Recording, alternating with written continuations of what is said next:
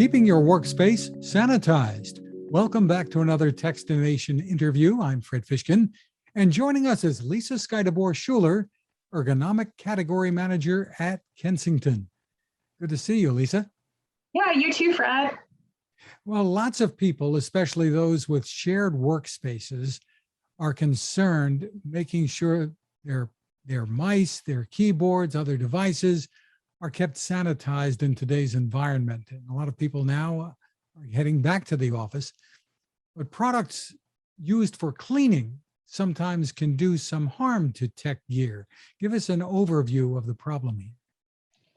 Yeah, so, as people are thinking about going back to the office, a lot of people will not have the same workstation that they had before. So they might be sharing with multiple people, or just with the pandemic, people are certainly heightened about the different germs or viruses or bacteria that are out there.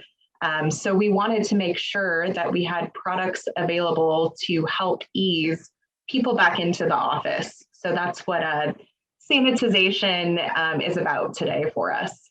Well, there are some standards out there. Tell us about this. Yeah, so they can be a little bit of a mouthful, but the Department of Defense, also known as the DoD, has a large book of standards called different military standards that we like to test to, as it's a well-known standard that's out there for different aspects of durability and reliability in our products. So we recently started testing our products against the military standard, or MIL standard. And I have to look at my paper because it's such a mouthful and I want to get it right. But it's MIL standard 810H method 504.3 contamination by fluids. Rolls right off the tongue. Yeah, try saying that 5 times fast, right? I can't even say it once usually. But what that means in a nutshell is that the products that are tested are exposed to different fluids and contaminated with them for different lengths of times. There's varying levels of contamination that they test for. And we did the prolonged or the excessive exposure, basically, where products were exposed to different fluids for 24 hours straight. And then there's also a seal of some sort that consumers and customers can look for? Yeah, so it's basically Wipedown approved. And what that means is, as people are going back to the office or even having a keyboard, mouse, wrist rest, some of our cases as well, that have that Wipedown approved badge or content around them, you can use things around the house. Like I've got hand sanitizer here, if you wanted to wipe it down, other household cleaners that you have that you would typically be using when you were trying to battle all of the different viruses and bacteria that are on your desktop as well as your household.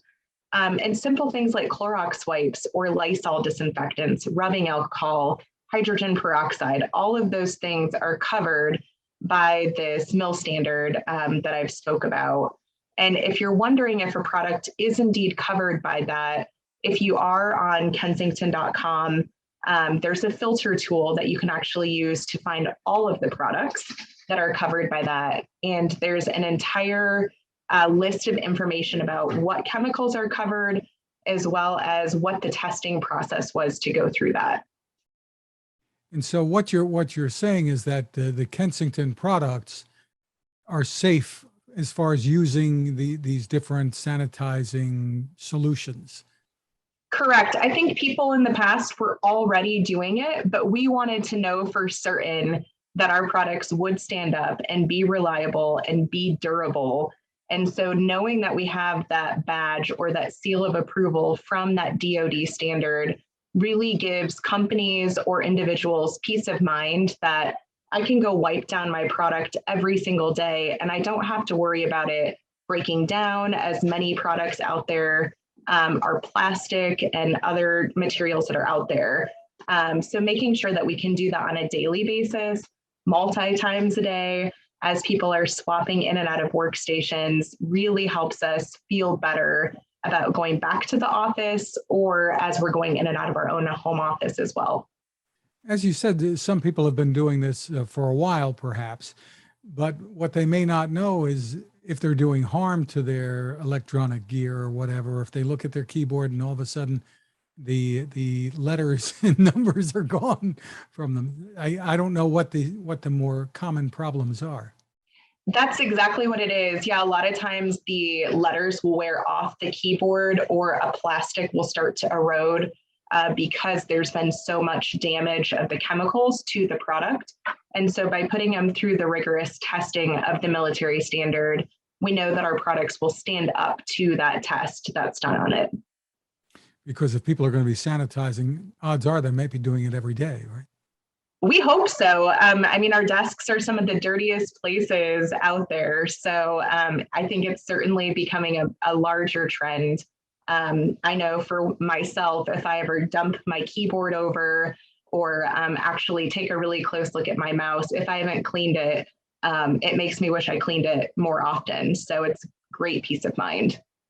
Terrific. Now, you have some other kind of quick tips for cleaning for folks as well. Tell me about it. Yeah, so not all of our Kensington products are covered under this, but we have been asked so frequently how in the world you clean keyboards, mice, basically anything on your desktop. And so things that are not covered by this badge, which we do have 30 products currently, and I think that list is growing daily as we're continuing the testing. But basically on a mouse, you can use a toothpick to try to get in those little grooves or a trackball.